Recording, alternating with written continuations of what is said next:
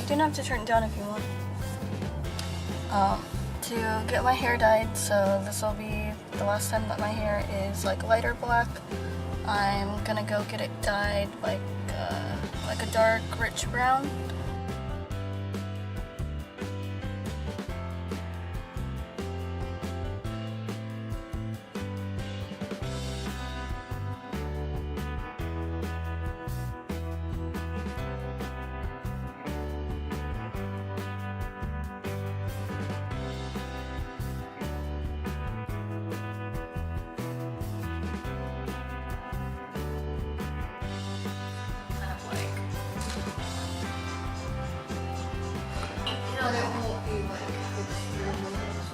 Exactly. So what you'll see is it's about 2 shades lighter, so that's pretty subtle as far as grow out goes.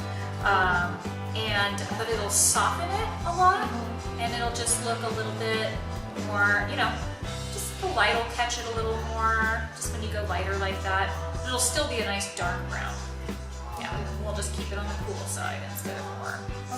Yeah, okay. This sounds perfect. Well, I'm gonna get everything set up.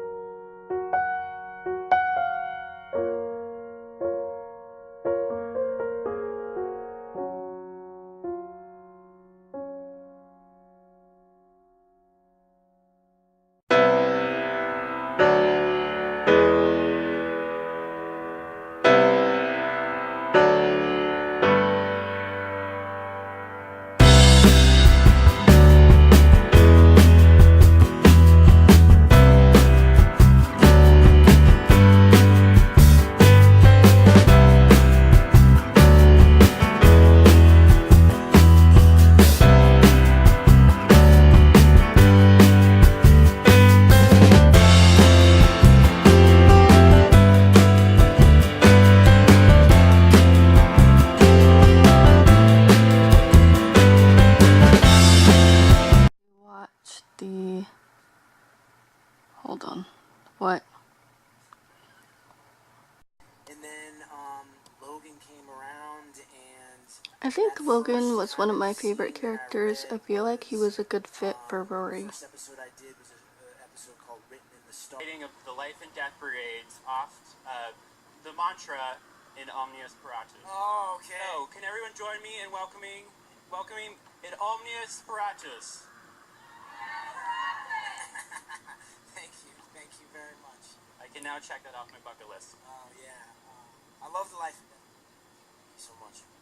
So first, I want to kind of travel back to when you first got this job on Gilmore Girls. What was it like to come into a series with 4 seasons under its belt and with such a passionate fan base? Yeah, I came in the 5th season of the show. The original series ultimately went 7 seasons. And actually, interestingly enough, I auditioned for 2 characters before then. I think one of my exciting times was when Rory was in college. But I was a fan of the series. I love that because part. of that, because I had researched it. So the process in of itself was a very unique process in that regard of having not gotten those 2 characters. And then Logan came around, and that first kind of scene that I read was the first episode I did was an episode called Written in the Stars, and they're kind of bantering back and forth about a professor, and I call her, I say Master and Commander, and I want you to call me that from now on. That was my audition scene.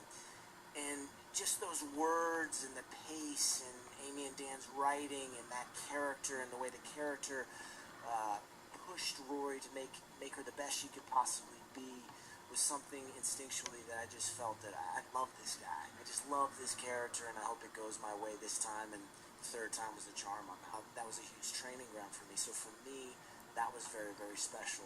To get recognized on the street or to have passionate fans come up and want to talk about the show, I had never had experiences like that before in my life. So both personally and professionally, that's why I say it was before and after in terms of Gilmore Girls.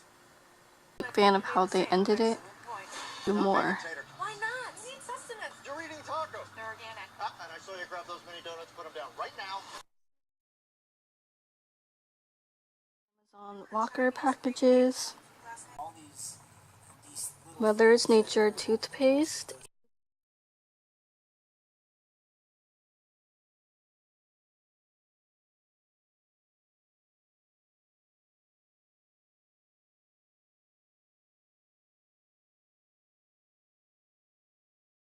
And here is what Peter got.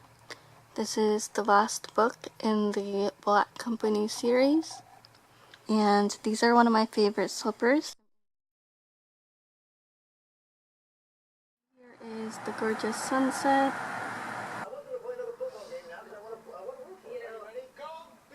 Coach Anderson started a program down there called Beyond Football, and it's focusing on community service, and it's clear the players are getting the message. Go Bees, great job. Cookie Company, super cute name, Morsel Code. Now, So I think this is dairy-free, grain-free cookies. so you know all about health. How did you do this, create these cookies without the key ingredients that we all think of as cookies? Well, I started off in school. As you can imagine, a lot of my classmates had a lot of food intolerances, and so I wanted everybody to be able to eat something tasty. And so I just started playing around with different flavors, and I started getting requests from professors at school and a lot of my classmates. And so since I've been out of school, I decided as a hobby business, a side business to my clinical practice, that I'd start making cookies. And so yeah. What's this one? This one's good.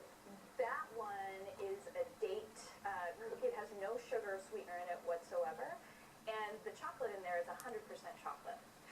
So that flavor I recognized. I saw where you never skip on the chocolate. So you were in New Seasons, I read, and you came up with this combination that kind of started the company, right? Yes, the bulk number for chocolate chips at New Seasons is 1283, and the bulk number for almond butter is 1282.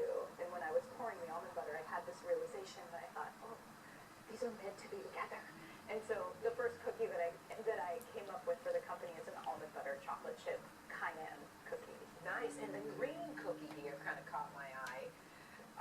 What is in that gives it the green hue? It's matcha. It's a powdered green tea. And so basically they take green tea and they pulverize the leaves and make it into a powder. And then I just put it into my flour when I'm mixing the ingredients. I have parts of 3 of your cookies in my can. I want to sample them all. The matcha. Give me more of the matcha. The matcha is fantastic. My favorite so far of these 3. The one we haven't really talked about, this square guy, and why the heck not? Everybody has one. It's like a 7-layer bar. It's like a 7-layer bar, yeah. And so instead of the condensed milk, I've used 100% fat coconut milk. And so I mix that, reduce it down with honey, and so it makes it thick like sweet condensed milk. And then I've made my own Nutella there. I honestly came into this segment thinking, these are not going to be that good. I was wrong. You deliver these cookies. People order them online. We have the website there. Morsel Code Cookie Company. Folks order them, and you come up, drive, and deliver them. I drive and deliver them. So usually I'll talk to people online and find out when's convenient to deliver. But definitely doing a lot of holiday delivering. You may come to my house, is that right? That's right. I will show up at your house. Streamlined business. Thank you so much for coming in today, Kate. Thank you. Happy holidays. Thanks for tasting. It's time for some Celestial Cranberry Vanilla Tea. And I am also watching The Chew. Right now, it's one of my favorite shows since I don't have Food Network. So there is Carla Hall, Quentin Kelly, Daphne Oz, Michael Simon, and Mario Batali. And then they just have food recipes. So they have, like, basically it's like a cooking show. and they do some crafts and decorating, and then they also do tips depending on the season. So right now they're doing wintertime tips or holiday tips for food, and it is one of my favorites because I love watching food shows, so this is a great way for me to get a Food Network type feel without having cable, because I don't have cable.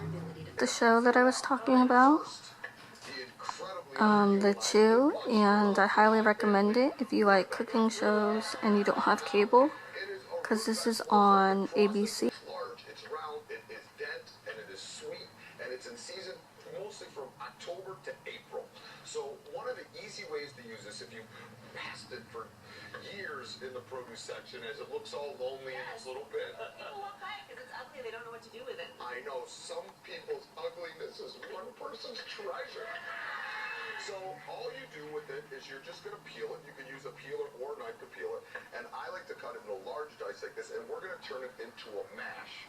And then when you're serving around the holidays, you can turn the mash into a casserole, which makes it very easy. So Dad, here I just have water, salted, like when MB is cooking pasta, like the sea.